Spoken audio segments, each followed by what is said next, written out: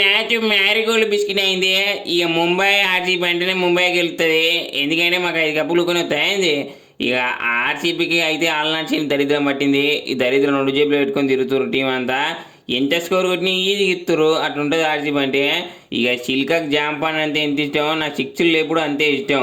ఇక సూర్యాపై బ్యాటింగ్లో దిగితే వారం వన్ సైడే. ఇక బౌలర్ అంతా చూస్తే ఇక ఫస్ట్ మ్యాచ్లే డక్క పెట్టినా చూస్తున్నారు. ఇక ఇప్పుడు బుస్సు అని లేచిన ఈ సింపుల్గా బ్యాట్ అక్కడ ఇక్కడ 50 కొట్టినా, సింపుల్గా తక్కువ బాల్నే కొట్టేసిన. ఇక నేను మ్యాచ్ గెలిచినాం. ఇక నేను రాకముందు ఒక లెక్క, నేను వచ్చినాక ఒక లెక్క.